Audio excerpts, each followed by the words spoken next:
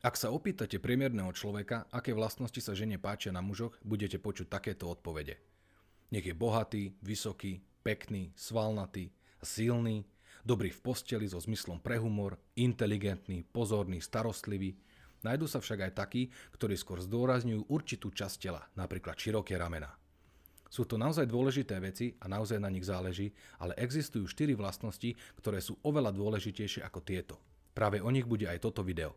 Niektorí budú prekvapení, niektorí ich už objavili a mnohým toto video možno prinesie úľavu. Najmä pokiaľ ide o skutočnosť, že pre ženy je vzhľad muža často druhoradým faktorom. Samozrejme vždy existujú výnimky. Toto nie je šablóna, ktorá sa dá aplikovať na každú ženu, ale sú vlastnosti, pri ktorých je dôležité, aby nimi muž disponoval. Prvým a najdôležitejším faktorom je, aby nebol needy. Pokúsim sa však vysvetliť, čo tento pojem znamená v našom jazyku. Slovo needy sa dá použiť ako pri ženách, tak aj mužoch, avšak pri mužoch je to viditeľnejšia vec, pre ženy naopak možno odpudzujúca. Needy je niekto, kto sa musí vždy a v každej situácii zapáčiť druhým. Niekto, kto robí veci preto, aby ho druhí prijali. Ktorého zmyslom života je mať po svojom boku ženu, niekto, kto nemôže byť šťastný bez ženy, kto sa necíti úplne bez jemnejšieho pohlavia.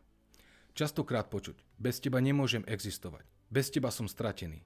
Ak to niekomu poviete, alebo to od niekoho počujete, je to problém.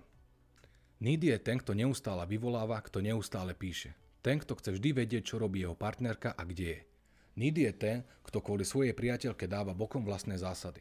Táto vlastnosť je pre ženu odpudzujúca od prvého momentu. Ak má žena pocit, že všetko robíš pre ňu, vycíti to a začne sa od teba vzdialovať. Nemal by si to prekrúcať a interpretovať tak, že ti na priateľke nezáleží. Musíš sa o ňu starať, musíš ju milovať, ale nesnaž sa, aby sa tvoj život točil len okolo nej. Nemal by si sa riadiť jej názorom. Ako vzťah napreduje a ona doň investuje čoraz viac, aj muž by mal doň investovať čoraz viac energie. Celá vec by mala byť v rovnováhe. Skutočná žena chce byť s mužom, ktorý dokáže byť šťastný aj sám so sebou, ktorý nie je zraniteľný v jej spoločnosti. Má ju rád, rešpektuje ju a miluje ju, ale je schopný žiť želaný, šťastný a naplnený život aj bez nej. Túto vlastnosť považujú ženy za veľmi príťažlivú. Ak ju nedosiahneš, pravdepodobne budeš musieť byť s takou ženou, ktorá je rovnako oddaná ako ty. Druhým faktorom je, aby si mal vzrušujúci život. Robil veci, ktoré máš rád, mal priateľov, ľudí, ktorí ťa vyhľadávajú a vôbec, aby bolo prečo na teba vzhliadať. Vzrušujúci život znamená pre rôznych ľudí rôzne veci. Pre niekoho je to cestovanie po svete, pre niekoho víťazstvo v turnaji StarCraft 2. Bez ohľadu na to, v akom smere je tvoj život vzrušujúci, ver mi, že sa nájdu ženy, ktoré s týmito vecami rezonujú. Najhoršie, čo môže v živote urobiť, je žiť v apatii. Keď necítiš emócie, keď si len tak v prázdnote, keď je tvoj život nenaplnený. Žij život, ktorý chceš žiť, užívaj si ho, nech ľudia vidia, že si šťastný a robíš veci, ktoré máš rád. Buď čo najrozmanitejší, skúšaj nové veci, buď otvorený a spontánne vnímaj život. Ženy milujú, keď sa muž baví, keď ho vidia skutočne šťastného. Samé sa chcú pripojiť a užívať si život s takýmto mužom. Vedia, že s takýmto mužom budú šťastné, budú mať emocionálnu stimuláciu, podporu a nikdy sa pri ňom nebudú nudiť ani minútu. Tretím faktorom je sebadôvera.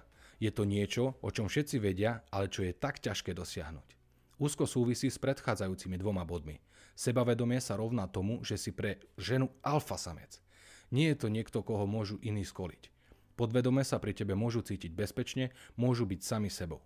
Sebavedomý muž dokáže svoju priateľku podporiť a ukázať jej cestu, keď to potrebuje. Sebavedomý muž je ako majak uprostred mora. Bez ohľadu na to, ako sa okolo neho zrážajú vlny, môže sa s ním cítiť bezpečne. Môže sa na neho spoľahnúť aj v tých najťažších situáciách. Sebavedomie zahŕňa aj riskovanie, že sa z času na čas odhalíš. Odvážiš sa vyjadriť svoje pocity. Odvážiš sa robiť veci, za ktoré by ťa ostatní mohli kritizovať.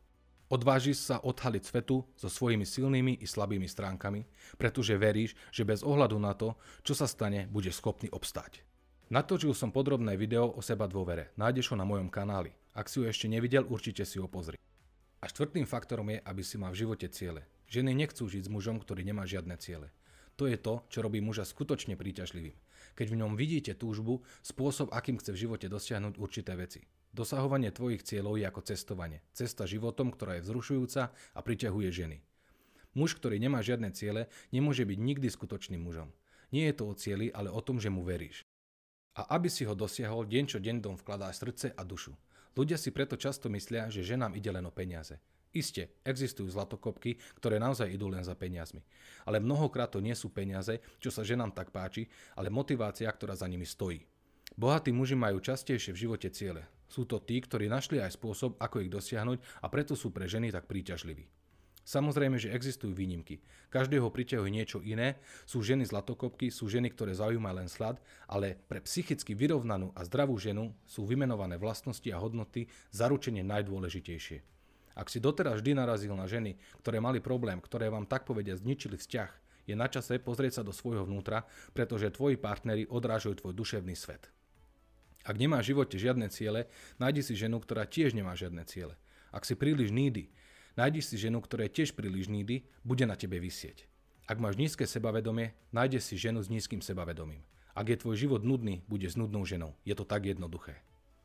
A ako dosiahneš vyššie uvedené vlastnosti? To je jedna z vecí, o ktorých je tento kanál. Ďakujeme za pozornosť, ak sa ti video páčilo, prihlás sa na odber a daj nám like. Dovidenia na budúce, ahoj.